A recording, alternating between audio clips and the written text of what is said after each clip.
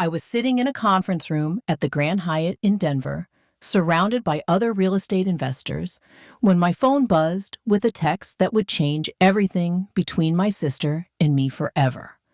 The presenter was discussing market trends in commercial properties, but suddenly, none of that mattered. Maya's message was short and casual, as if she was telling me about the weather. "Hey, Vic sold your old truck for $8K.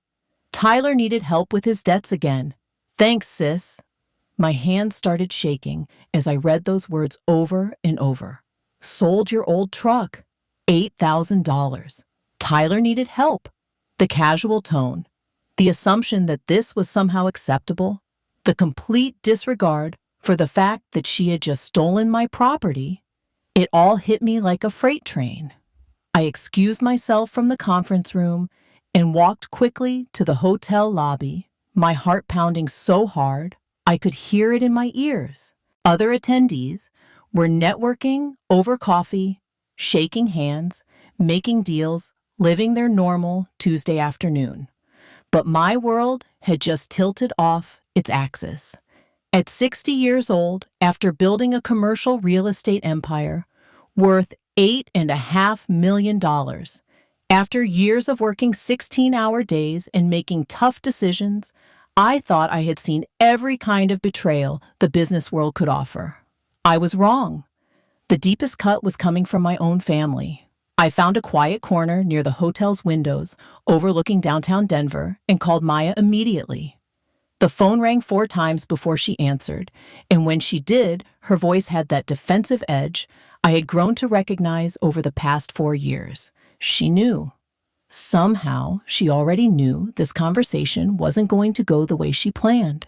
Maya started talking before I could even speak, rushing through explanations about Tyler's credit card debt, about how desperate the situation had become, about how she knew I would understand, because I had always been the successful one, the one with money, the one who could afford to help family. She painted herself as the victim of circumstances, Tyler as a young man who just needed one more chance, and me as the sister who had plenty to spare.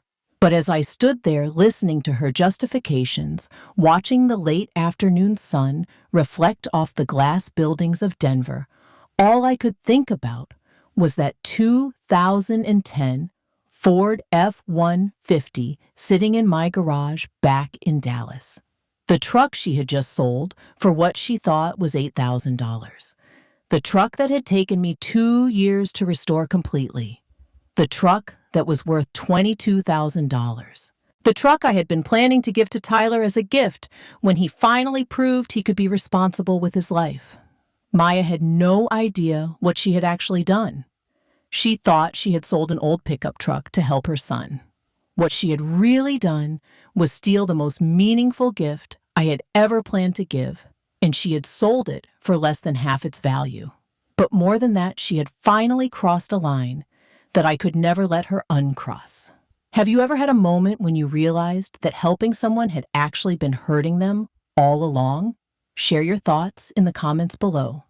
As Maya continued her frantic explanations through the phone, I closed my eyes and could see that truck exactly as I had left it in my garage just 3 days earlier.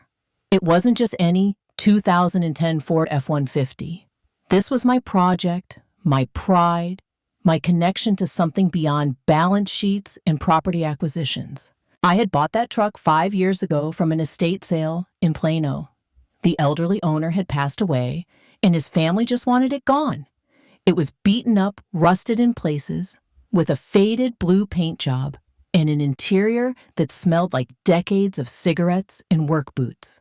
Most people would have seen junk, but I saw potential. I saw a piece of American craftsmanship that deserved to be brought back to life. Every weekend for 2 years, I worked on that truck in my garage. I stripped it down to the frame and rebuilt it piece by piece. New engine, new transmission, custom leather, interior professional paint job in deep metallic navy blue. I replaced every bolt, every gasket, every piece of chrome. The restoration cost me $18,000, not counting the hundreds of hours of my own labor. When I was done, it wasn't just a truck anymore. It was a masterpiece. Classic car collectors had offered me $25,000 for it. A dealer in Austin wanted to put it in his showroom for $30,000. But I never considered selling it because it wasn't meant to be sold. It was meant to be a gift. For the past year, I had been waiting for the right moment to give it to Tyler. I imagined the look on his face when I handed him the keys, when I told him this was his reward for getting his life together, for finding a real job, for moving out of his mother's house and becoming the man I knew he could be. I pictured him driving it to work every day, taking care of it the way I had taken care of it, understanding that some things in life are earned through responsibility and effort. The truck represented everything I believed about the American dream. You work hard, you build something meaningful, you pass it on to the next generation when they prove they're ready for it. It was my way of showing Tyler that I believed in him, that I saw his potential even when he couldn't see it himself. Now Maya was telling me she had sold it to some dealership in Dallas for $8,000. $8,000. The paint job alone had cost more than that. The engine rebuild was $12,000. She had taken my masterpiece, my gift, my symbol of faith in Tyler's future, and she had practically given it away to strangers. But what made it worse was the realization that Tyler would never know what he had lost. He would never know that his aunt had spent 2 years of weekends in a garage, getting oil under her fingernails and learning about carburetors, all because she loved him enough to build him something extraordinary. Instead, he would just know that his mother had bailed him out again, that his debts had magically disappeared, that he could continue living without consequences. The truck was gone, but the real loss was so much deeper than Maya could ever understand. Maya finally stopped talking, waiting for my response, and I realized she expected gratitude. After 4 years of watching this pattern repeat itself over and over, she still believed I should thank her for taking my property to solve problems that Tyler had created for himself. It started when Tyler was 21 and dropped out of college in his junior year. Maya called me crying, explaining that he had racked up $8,000 in student loans and credit card debt, buying gaming equipment and ordering food delivery every night instead of eating in the dining hall he had already paid for. She needed $3,000 to keep him from defaulting just until he got back on his feet. I wired her the money that same day. Family helps family, right? That's what our parents taught us growing up in modest circumstances in East Dallas. Dad worked construction, Mom cleaned houses, and we learned that when someone in the family needed help, you stepped up. I had been blessed with business success, so helping my sister seemed like the natural thing to do. 6 months later, Tyler had moved back home with Maya, supposedly to save money while he looked for steady work. But the job search never seemed to materialize into actual employment. Instead, Maya called again. Tyler's car insurance had lapsed. He had gotten into a minor accident, and now there were legal fees and higher premiums. Could I help with just $4,000?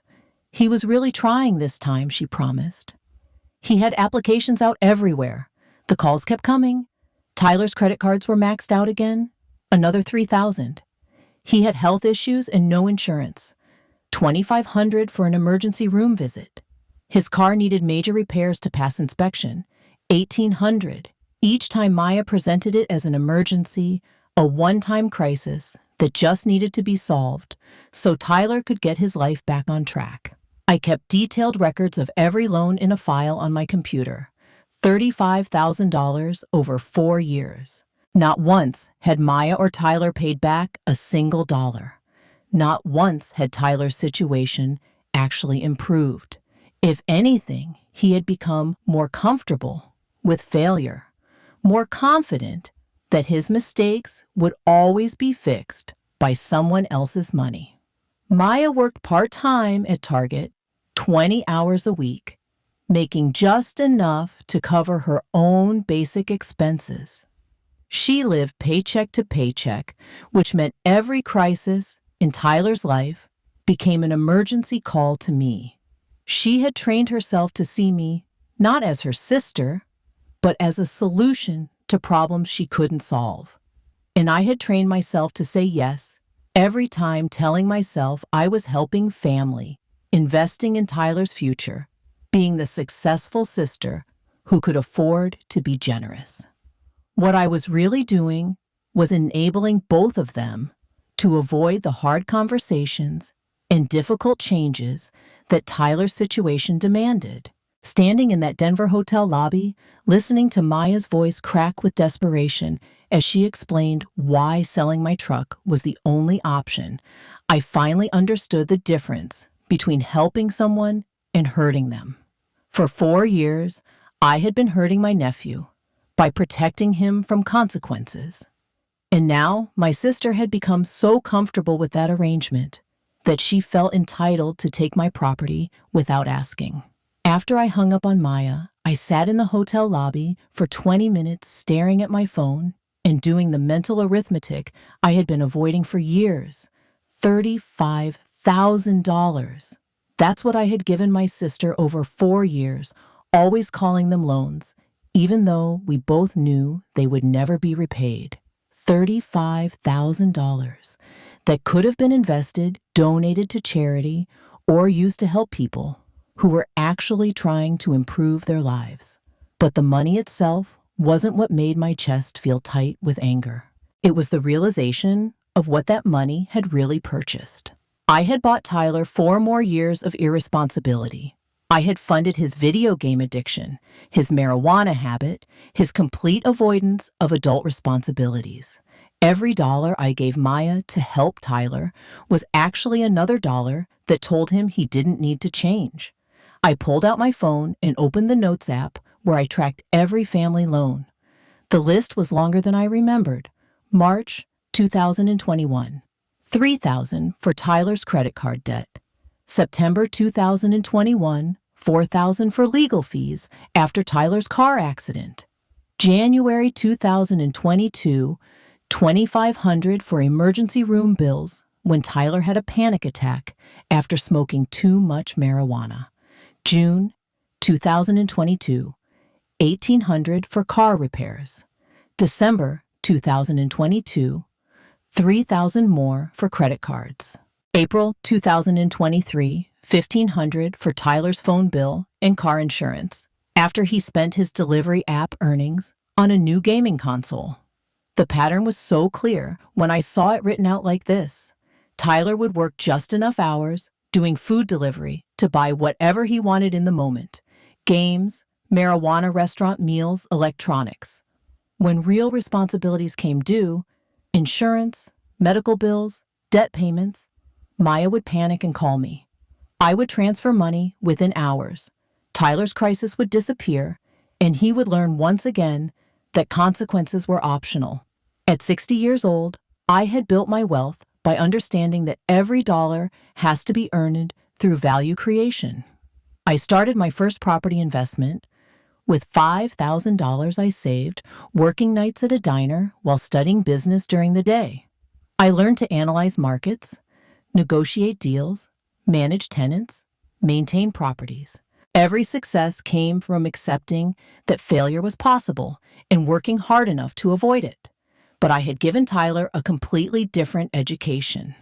I had taught him that failure was temporary, that someone would always rescue him, that he could make poor decisions indefinitely without ever facing the natural consequences. The $35,000 wasn't an investment in his future. It was payment for his extended childhood. Maya saw herself as a loving mother protecting her son from a harsh world. What she was actually doing was keeping him weak and dependent. And I had been funding that process, telling myself I was being generous when I was actually being destructive. The truck sale was different, only in scale and method. Instead of calling to ask for money, Maya had simply taken something valuable and converted it to cash. But the underlying assumption was the same. Tyler's problems were my responsibility to solve, and my property was available to solve them. As I walked back to my hotel room, I couldn't stop thinking about Tyler's actual day-to-day existence.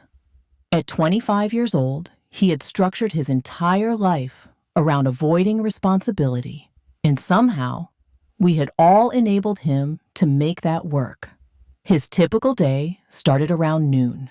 He would wake up in his childhood bedroom at Maya's house, the same room where he had slept as a teenager, surrounded by gaming equipment worth more than most people's monthly salary. The latest PlayStation, a custom-built gaming PC, multiple monitors, a racing wheel setup for car games, noise-canceling headphones that cost $800, all purchased with money he earned from delivery apps, while his mother covered his actual living expenses and I covered his debts. Tyler would spend this afternoon playing online games, usually with friends who lived similar lives, young men who had figured out how to earn just enough money to fund their entertainment, while someone else worried about their future. He was surprisingly good at managing his delivery schedule to maximize his income during peak hours. He understood surge pricing, optimal routes, customer psychology. He just applied all that intelligence to earning beer money instead of building a career. Around 4 in the afternoon, he would start his delivery shift, working until midnight or later if the money was good. DoorDash, Uber Eats, sometimes both at once if he felt motivated. On a good night, he might make $150. On average, probably around $80. Enough to buy marijuana, fast food, video games, and whatever electronic gadget had caught his attention that week.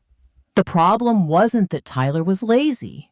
He actually worked hard during those delivery hours, driving all over Dallas in heavy traffic, carrying food up apartment stairs, dealing with difficult customers. But he had trained himself to think of work as something you do just long enough to buy what you want right now. The concept of working toward long-term goals, of building something, of earning your way into a better life, those ideas seemed completely foreign to him. Maya would try to talk to him about getting a real job, finding something with benefits and a career path, but those conversations always ended the same way. Tyler would get defensive, pointing out that he was working, that delivery driving was real work, that not everyone needed to follow the same path through life. And when the argument got too heated, Maya would back down because she was afraid he would move out and struggle even more. What Maya couldn't see was that Tyler's struggles were artificial. They only existed because we kept preventing him from experiencing the natural consequences of his choices. If his credit cards got maxed out and no one bailed him out, he would learn to budget. If he couldn't afford his phone bill because he spent his money on games, he would learn to prioritize. If he had to choose between marijuana and food, he would learn to make adult decisions. Instead, Tyler got to live like a teenager with a part-time job, knowing that any real problems would be solved by the women in his family. And why would he change that arrangement when it worked so well for him? Have you ever watched someone you love avoid growing up because people kept rescuing them? I'd love to hear your experiences in the comments. The next morning, I called the dealership where Maya said she had sold my truck. I needed to understand exactly what had happened, and something about her story didn't feel right. Maya had always been honest with me, but desperation can make people do things they never thought they would do. The sales manager at Henderson Auto Sales remembered the transaction immediately. A woman in her 50s had brought in a restored 2010 Ford F-150 navy blue, immaculate condition. He described my truck perfectly, down to the custom leather interior and chrome details I had spent months selecting. But when he told me the sale price, my stomach dropped. $9,200, not $8,000 like Maya had told me. She had pocketed $1,200 and lied about it. The sales manager was actually apologetic about the price. He explained that they don't typically pay top dollar for vehicles because they need room for profit when they resell. He had recognized that the truck was worth significantly more than what they paid, but Maya seemed desperate to sell immediately. She hadn't shopped around, hadn't tried to negotiate, hadn't even asked for time to think about it. She just accepted their first offer and signed the papers. When I asked if she had seemed to understand the truck's value, he paused for a long moment. Then he admitted that he had tried to explain that a truck like mine could probably sell for $18,000 to $20,000 in the private market, maybe more to a collector. Maya had just shrugged and said she needed cash immediately, that it wasn't really her decision to make anyway. That last part hit me like a physical blow. It wasn't really her decision to make. Even in the moment of stealing from me, Maya had some awareness that what she was doing was wrong. But Tyler's crisis felt more urgent to her than my property rights. So, she had pushed through whatever guilt she felt and taken what she needed. The $1,200 lie was almost worse than the theft itself. Maya could have told me the truth, that she got $9,200 instead of $8,000, but she had made a conscious decision to keep that extra money for herself, probably telling herself she deserved something for handling the difficult task of selling my truck. I hung up with the dealership and called Maya back immediately. When I confronted her about the real sale price, there was a long silence before she started crying.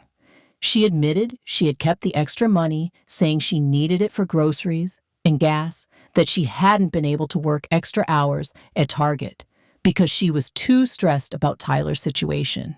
Maya was sobbing now, apologizing over and over, promising she would pay back every penny. But her tears just made me angrier. She was crying because she got caught lying, not because she had betrayed my trust. She was treating this like a mistake instead of a series of deliberate choices to steal from me and then lie about it. For the first time in 4 years, I wasn't moved by Maya's tears. I was tired of being seen as an endless source of money for problems that Tyler should have been solving himself. That night in my Denver hotel room, I couldn't sleep. I kept replaying every conversation I'd had with Maya over the past 4 years, seeing them all in a new light. What I had interpreted as desperation and love for her son, I now recognized as manipulation and entitlement. Maya had learned exactly how to present Tyler's crises to get the fastest response from me, and I had trained her well by never saying no. I thought about my own journey to success, about the nights I spent studying business courses while working double shifts at the diner. I remembered the first property I bought, a small duplex that needed extensive repairs. I had spent my weekends learning plumbing and electrical work because I couldn't afford to hire contractors. Every skill I developed, every dollar I earned, came from accepting that no one else was going to build my life for me. When I was Tyler's age, failure meant sleeping in my car or going hungry. Those weren't abstract possibilities. They were real consequences that motivated me to work harder, learn faster, and make better decisions. The fear of ending up back in poverty drove me to take risks, to invest wisely, to build something lasting. But Tyler had never experienced real fear about his future because Maya and I had always been there to catch him when he fell. We had robbed him of the motivation that comes from knowing you're responsible for your own survival. Every time we solved his problems for him, we sent the message that he didn't need to develop the skills to solve them himself. I realized that my financial support hadn't been generous. It had been cruel. I had participated in keeping Tyler weak and dependent, and now he was 25 years old, with no real job skills, no sense of personal responsibility, and no understanding that actions have consequences. Maya and I had created a man-child who would probably spend his entire life expecting other people to fix his mistakes. The truck sale was just the inevitable escalation of a pattern we had established years earlier. Maya no longer saw the need to ask permission before taking my resources to solve Tyler's problems. In her mind, my property was already committed to Tyler's support, so converting it to cash was just a practical matter. But what really broke my heart was understanding that Tyler would never know what he had lost. He would never know about the hours I spent in my garage, carefully rebuilding every component of that truck. He would never know that it was meant to be a reward for becoming responsible, a symbol of my faith in his potential. Instead, he would just know that his latest crisis had been solved by someone else's sacrifice, reinforcing his belief that he didn't need to change. At 60 years old, I finally understood that the kindest thing I could do for Tyler was to stop being kind to him in the ways that kept him weak. And the most loving thing I could do for Maya was to refuse to participate in the destruction of her son's character. That's when I decided to call the police. I didn't sleep at all that night. I lay in the hotel bed, staring at the ceiling, going over the decision again and again, knowing that once I made this call, there would be no going back. At 5 a.m. Denver time, I gave up on sleep and sat by the window, watching the sunrise over the Rocky Mountains, my phone heavy in my hands. The hardest part wasn't deciding whether Maya had committed a crime. She clearly had. Taking someone else's property without permission and selling it is theft, regardless of your relationship to the owner or your reasons for doing it. In Texas, stealing property worth more than $1,500 is a felony. My truck was worth $22,000, which put Maya's actions squarely in grand theft territory, potentially punishable by 2 to 20 years in prison. The hardest part was accepting that calling the police was an act of love, even though it would feel like betrayal to everyone involved. At 7 a.m., I dialed the Dallas Police Department non-emergency line. The officer who took my report was professional and thorough, asking detailed questions about the truck's value when I had discovered it was missing and what evidence I had of the sale. I gave him the dealership information, Maya's contact details, and a complete account of our phone conversations where she had admitted to selling my property without permission. He explained that this would likely be classified as theft of property over $10,000, a second-degree felony in Texas. Maya could face 2 to 20 years in prison if convicted, plus fines up to $10,000. The officer asked if I was sure I wanted to proceed, given that this was a family matter. He mentioned that many people in similar situations prefer to handle things privately rather than involve the criminal justice system. But that was exactly the problem. We had been handling Tyler's problems privately for 4 years, and every private solution had made the situation worse. Maya felt comfortable stealing from me because she knew I would never hold her accountable in any meaningful way. Tyler continued making irresponsible decisions because he knew his mother would find a way to fix them. The private approach had created a cycle of enabling that was destroying both of their lives. I told the officer I wanted to file a formal complaint. Within an hour, he called me back to confirm that Maya had been contacted and informed that she was being charged with theft. She would need to appear in court, and depending on the prosecutor's assessment of the case, she could face significant jail time. My phone started ringing immediately. Maya, then Tyler, then Maya again. I let every call go to voicemail, but I could see from the notification previews that the messages were getting increasingly desperate and angry. They couldn't understand how I could do this to family, how I could risk sending Maya to prison over money, how I could be so heartless when they were already struggling. But for the first time in 4 years, I felt like I was finally helping them, even though they would never see it that way. The calls and text messages from Maya and Tyler continued all morning. I finally listened to the voicemails while eating breakfast in the hotel restaurant surrounded by other conference attendees, discussing property values and market trends. Their world seemed so simple compared to what I was navigating. Maya's first message was pure panic. Her voice was shaking as she explained that a police officer had come to her house early that morning, informing her that she was being charged with felony theft. She kept repeating that she didn't understand, that she was just trying to help Tyler, that she never meant to steal anything. The officer had been professional, but clear. She needed to contact a lawyer immediately and prepare for a court appearance within 30 days. Tyler's messages were angrier. He couldn't believe I was willing to send his mother to prison over what he called a stupid truck. He accused me of caring more about money than family, of being vindictive and cruel. In his worldview, I was the villain for holding Maya accountable. Not Maya for stealing from me or himself, for creating the crisis that led to the theft. But it was Maya's third voicemail that really revealed how deep the problem had become. Through her tears, she was still asking me to fix this situation. She wanted me to call the police and drop the charges to make this whole thing go away, like I had made Tyler's previous crises disappear. Even facing felony prosecution, Maya was still looking to me to solve her problems rather than accepting responsibility for her choices. I called my attorney in Dallas, a woman I had worked with on various real estate transactions over the years. She explained the legal reality in stark terms.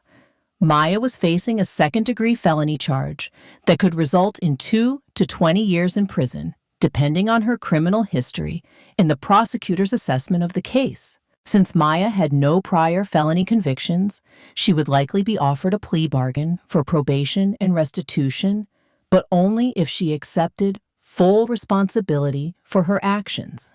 The restitution amount would be based on the truck's actual value, $22,000, not the $8,000 Maya had told me, or even the $9,200 she had actually received.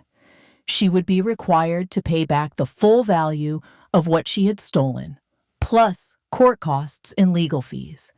If she couldn't make the payments, she could face jail time for violating her probation. My attorney also explained that Tyler could potentially face charges as well.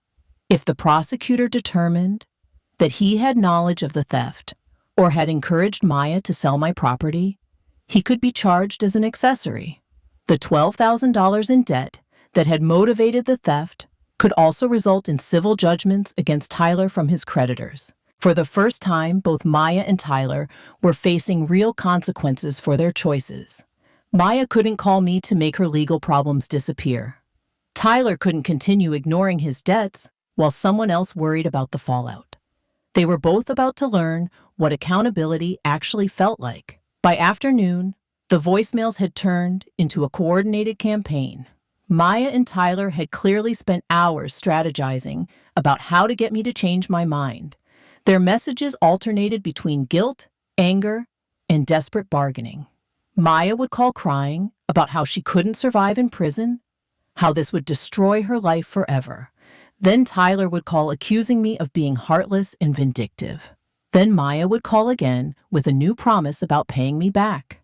The most revealing message came from Tyler around 2 in the afternoon.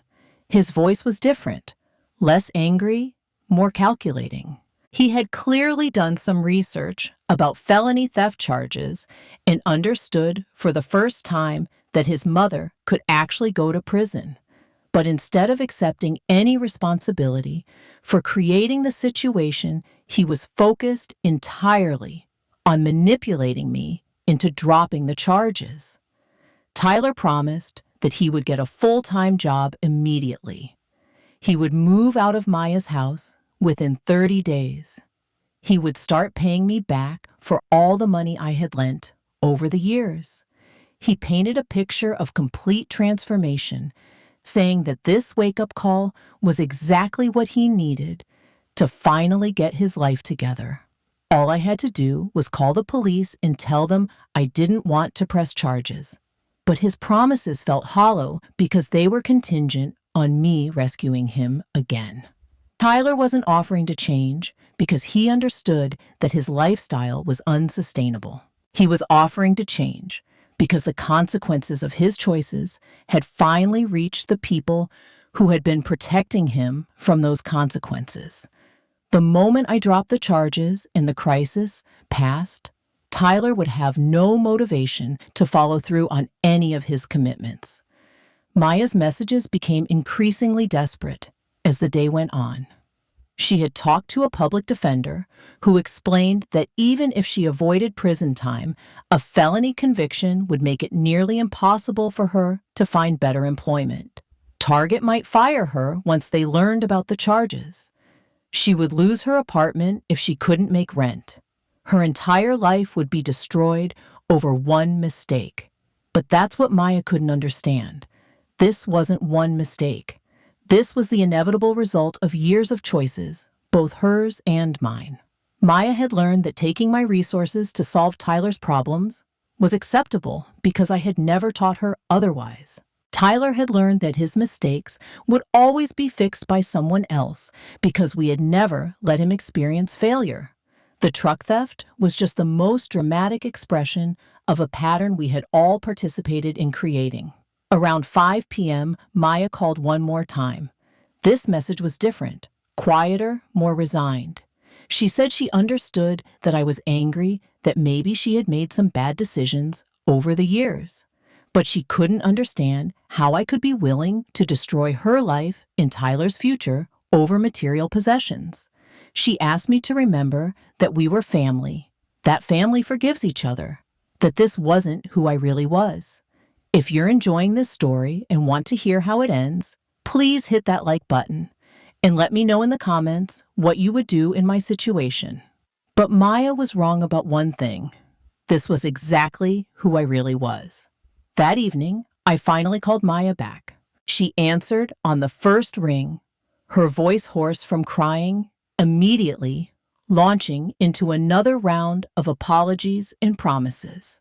But I cut her off gently but firmly. I told her I loved her, that I loved Tyler, and that's exactly why I wasn't going to drop the charges. Maya went silent for a long moment, then asked how destroying her life could possibly be an act of love. So I explained what I had finally understood after 4 years of watching this pattern destroy both of them. Every time I had rescued Tyler from consequences, I had taught him that he didn't need to develop the skills to rescue himself. Every time Maya had called me to solve Tyler's latest crisis, she had avoided the difficult conversations with her son about his choices and their impact on her life. I told Maya about the truck's real value, about the 2 years I had spent restoring it, about how it was meant to be Tyler's reward for proving he could be responsible. I explained that by selling it to pay his debts, she hadn't helped Tyler. She had robbed him of the opportunity to earn something meaningful through his own effort. She had reduced my gift of faith in his potential to just another financial bailout. Maya started crying again, saying she never knew the truck was worth so much, that she was just trying to help her son, that she never meant to hurt me. But I pressed her on the lie about the sale price. Why had she told me $8,000 when she received $9,200? Maya's silence stretched so long, I thought the call had dropped. Finally, she whispered that she had been behind on her own bills, that she thought I wouldn't miss $1,200 given how much money I had. That admission revealed everything. Maya hadn't just stolen my truck to help Tyler. She had stolen it to help herself too. She had convinced herself that my resources were available for whatever crisis arose in her life, whether it involved Tyler or not. The entitlement had become so complete that she felt justified in lying to cover up what amounted to a second theft. I told Maya that I would consider dropping the charges under specific conditions. She needed to find full-time employment within 30 days. Tyler needed to move out of her house and find his own place within 60 days. Both of them needed to participate in financial counseling. Maya needed to begin paying me back at $200 per month, every month, without exception. If they could maintain these changes for 12 consecutive months, demonstrating real commitment to different choices, I would consider dismissing the charges. Maya was quiet for a long time before asking what would happen if Tyler couldn't find an apartment he could afford, or if she couldn't find full-time work, or if the financial counseling didn't help. I told her those weren't my problems to solve anymore. Tyler was 25 years old and perfectly capable of figuring out how to support himself if he had to. Maya was 52 and had been working part-time by choice, not necessity. For the first time in our adult lives, Maya's problems with Tyler were going to remain Maya's problems. The conditions I laid out for Maya weren't arbitrary. They were designed to address the root causes that had led to the truck theft in the first place. Over the next few days, as Maya and Tyler processed what I was requiring, the true scope of the changes became clear to all of us. Maya's part-time schedule at Target had been a choice, not a necessity. She worked 20 hours per week because it was comfortable, because it left her time to manage Tyler's crises, and because she knew I would always be available to cover any shortfall in her budget. Finding full-time employment would mean 40 hours per week, real responsibility, and less time to enable Tyler's poor decisions. At minimum wage in Texas, $7.25 per hour, Maya could earn approximately $1,200 per month before taxes working full-time.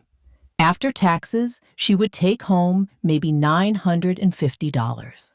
With rent at $600 for her small apartment, that left $350 for food, gas insurance, and other expenses, plus the $200 monthly payment to me. The math was tight, but it was possible if Maya learned to budget carefully, and Tyler stopped creating financial emergencies. Tyler's requirement to move out was even more challenging. He had never lived independently, never paid rent or utilities, never had to choose between spending money on games and spending money on groceries. Finding an apartment he could afford on delivery app income would require him to work consistently, probably 40 to 50 hours per week. A room in a shared house might cost $400 to $600 monthly, plus his share of utilities.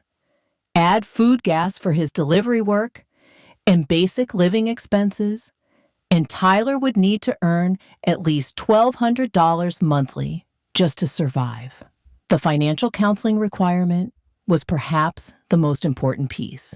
Both Maya and Tyler had developed completely unrealistic relationships with money. Maya saw debt as something that happened to her, not something caused by her choices.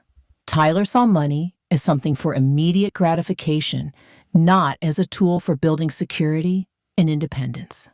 They both needed to learn basic skills like budgeting, planning for emergencies, and understanding that every purchase has an opportunity cost. Maya called me 3 days later to say she had applied for full-time positions at Target and 2 other retailers. Her voice was different, less desperate, more resigned to the reality that this time the crisis wouldn't be solved by someone else.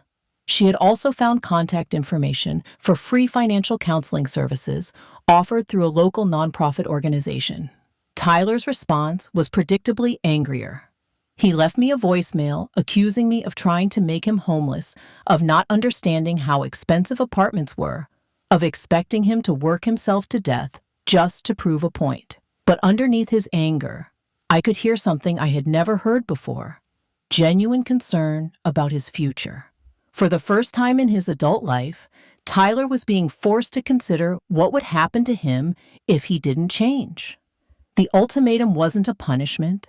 It was an opportunity for both of them to discover they were stronger and more capable than they had ever believed. Within a week of my ultimatum, the harsh mathematics of independent living began to sink in for both Maya and Tyler.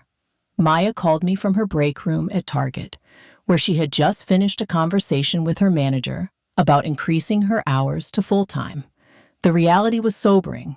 Working 40 hours per week at $7.25 per hour would give Maya approximately $1,500 monthly before taxes.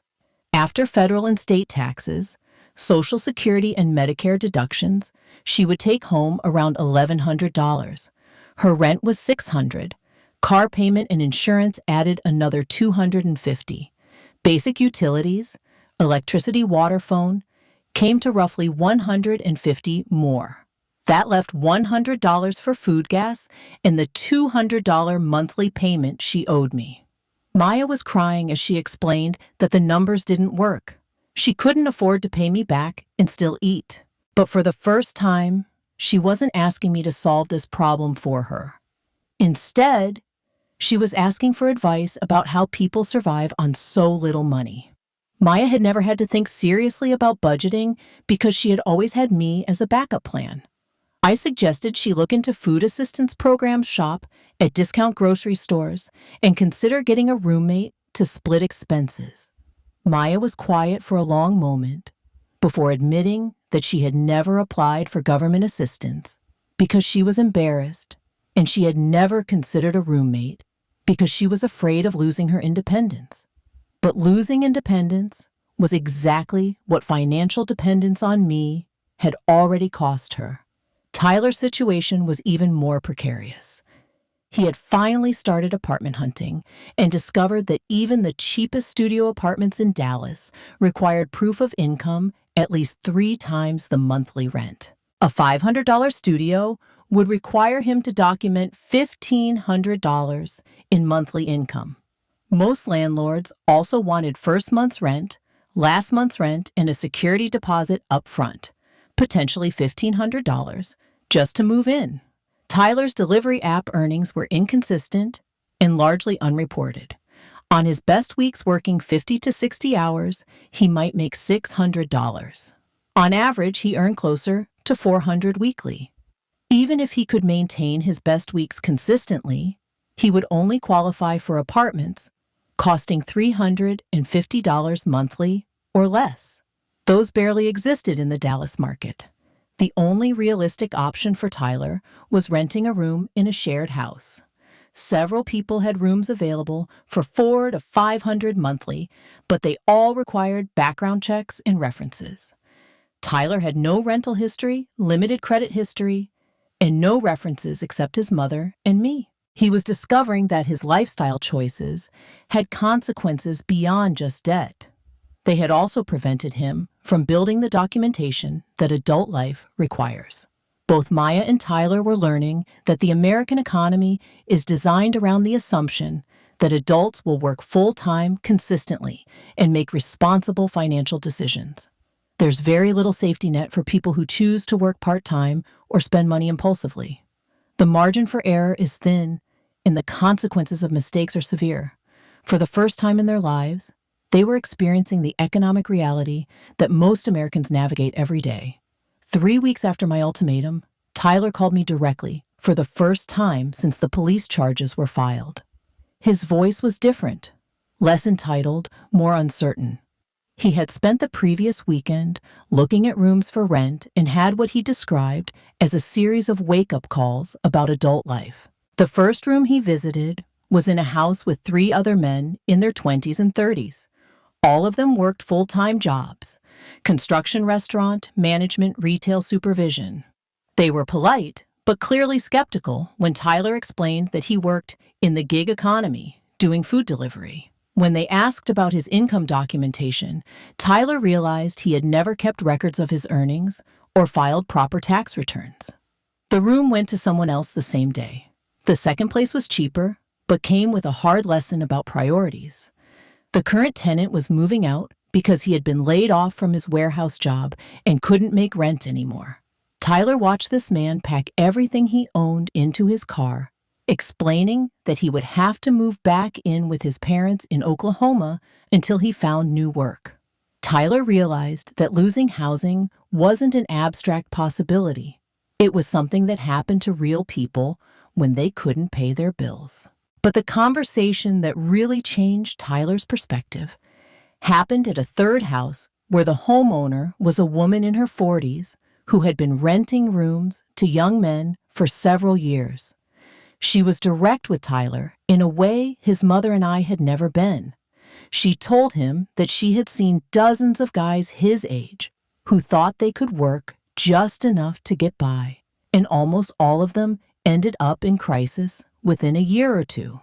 This woman explained that she required her tenants to work at least 35 hours per week at legitimate jobs, maintain renters' insurance, and provide 2 months' rent as deposit. She had learned that men who wouldn't commit to stable employment created drama for everyone else in the house. Tyler asked why she was so strict, and she replied that she was doing them a favor by forcing them to be responsible before life forced them to be responsible in harsher ways. Tyler told me he had left that conversation feeling angry, but by the next day, he was questioning everything about how he had been living. For the first time, he was seeing his lifestyle through the eyes of people who had to take care of themselves completely. To them, he looked like a child playing at being an adult, someone who had never experienced real consequences for poor decisions.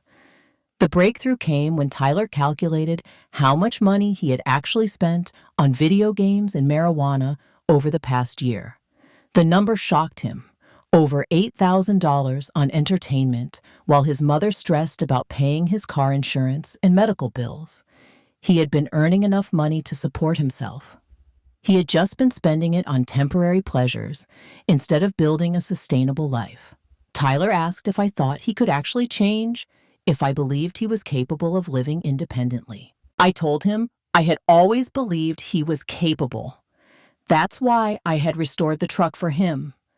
But capability means nothing without the willingness to do difficult things consistently. 2 months after filing the police report, I flew back to Dallas to see how Maya and Tyler were adapting to their new reality. What I found surprised me in ways I hadn't expected. Both of them looked tired, but there was something different in their eyes. A clarity that came from finally understanding the connection between choices and consequences. Maya had been working full-time at Target for 6 weeks. The physical exhaustion was obvious. She was 52 years old and had never worked 40 hours per week in retail before. Her feet hurt, her back ached, and she was learning to navigate workplace politics with managers half her age. But she was also earning a steady paycheck and had opened her first real savings account in years. More importantly, Maya had stopped calling me about Tyler's problems. When his car broke down, she didn't reach out asking for repair money. Instead, Tyler had to figure out how to keep working while saving for fixes. When he couldn't afford his phone bill 1 month, Maya didn't cover it. Tyler had to choose between his phone and buying marijuana. He chose the phone. Tyler had found a room in a house with 2 other men who worked construction. The rent was $450 monthly, plus utilities. His roommates were early to bed early, to rise types who had no patience for video game noise at night or sleeping until noon. Tyler's entire schedule had shifted to accommodate living with people who treated work as a priority rather than an interruption. But the most significant change was in how Maya and Tyler talked to each other. Maya had started setting boundaries with Tyler that she had never enforced before. When he complained about how hard it was to work enough hours to pay rent, Maya sympathized but didn't offer solutions. When he got frustrated about not being able to afford new games, Maya reminded him that everyone has to make trade-offs. Tyler told me that the hardest part wasn't the money. It was realizing how much of his identity had been built around avoiding responsibility. Living independently meant making dozens of small decisions every day about time, money, and priorities. He couldn't just work when he felt like it anymore. He couldn't spend money impulsively and expect someone else to cover his necessities. Every choice had immediate, visible consequences. The financial counseling sessions had been eye-opening for both of them. Maya learned that her part-time work and financial dependence on me had actually been a form of financial abuse. not of her, but by her toward Tyler. By preventing him from experiencing failure, she had robbed him of the opportunity to develop resilience and problem-solving skills. Tyler was learning to track his income and expenses, to plan for irregular earnings, and to build small emergency savings. The counselor had explained that financial stability wasn't about earning more money. It was about understanding the relationship between what comes in and what goes out, and making conscious choices about both. Most importantly, they were both discovering that they were stronger and more capable than they had ever imagined. The independence they had been afraid of was actually freedom. 6 months have passed since I made that phone call to the Dallas Police Department, and I'm sitting in my office looking at a letter from Maya's attorney. The prosecutor has agreed to reduce the charges to a misdemeanor with supervised probation, provided Maya continues making her monthly payments and maintains full-time employment. She's been consistent for 4 months now, $200 every month, never late, never with an excuse about why she can't pay. Tyler moved into his own studio apartment last month. It's small and not in the best neighborhood, but it's his. He's working 45 hours per week now, combining delivery apps with a part-time job at an auto parts store. The store manager has mentioned possible promotion to full-time with benefits if Tyler proves reliable. For the first time in his life, Tyler is building a reputation as someone who shows up consistently. Maya and I had coffee together last week, our first real conversation since this whole situation began. She looked older, more tired, but also more solid somehow. She told me that she had been angry with me for months, feeling like I had destroyed her life over material possessions. But as she watched Tyler grow into genuine independence, she began to understand what I had been trying to accomplish. Maya admitted that she had been afraid of Tyler's anger, afraid that if she stopped solving his problems, he would cut her out of his life completely. Instead, she discovered that Tyler respected her more when she stopped enabling him. Their relationship had shifted from mother-child to adult-adult, and Maya found that she actually enjoyed Tyler's company more when she wasn't constantly stressed about his latest crisis. The truck is gone forever. I've accepted that. But what replaced it is something more valuable than any restored vehicle. I gave Tyler and Maya the gift of discovering their own strength, their own capability, their own resilience. I forced them to learn that they could survive difficulties without being rescued, and that surviving difficulties actually made them stronger. People often ask me if I regret calling the police on my own sister. The answer is no, but not because it was easy. It was one of the hardest decisions I've ever made. But at 60 years old, I've learned that the most loving thing you can do for someone is to refuse to participate in their self-destruction even when they beg you to.